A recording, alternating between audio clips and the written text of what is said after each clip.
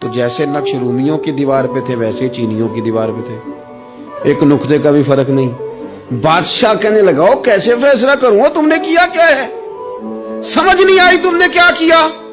تو چینیوں سے یہ بھی پوچھنے لگا کہ نہ تم نے کوئی رنگ منگایا، نہ پینسل منگائی، نہ کوئی اور چیز، تم بالکل سیم۔ وہ کہنے لگے بادشاہ ہم نے تو کوئی نقش بھی نہیں بنایا۔ تم نے پھر کیا کیا؟ کہنے لگے ہم نے ذرا مال کے دیوار صاف کی ہے، اتنی صاف کی ہے کہ شیشہ بنا دیا، تو اب ان کے نقش ادھر بھی نظر آتے ہیں۔ تو بس اب بادشاہ خوش ہو گیا، اس نے کہا کوئی بھی نہیں جیتا، کوئی بھی نہیں ہارا، تمہارا انعام برابر کا ہے، تمہیں نقش بنانے کا انعام ملے گا اور تمہیں صفائی کرنے کا انعام ملے گا۔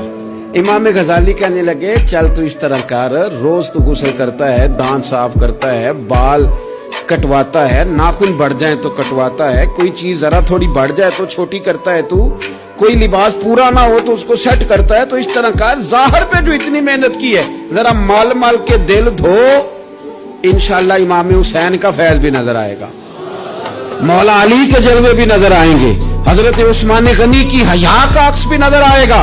اسے پہلے دھو لے، پھر تمہیں سیدنا عمر کی عدالت کا فیض ملے گا، حضرت صدیق اکبر کی صداقت کا نور ملے گا، پھر تو دیکھنا تیری طبیعت پہ نبی پاک کے اخلاق عالیہ کا بھی فیض نظر آئے گا، لیکن پہلے اسے دھو لے۔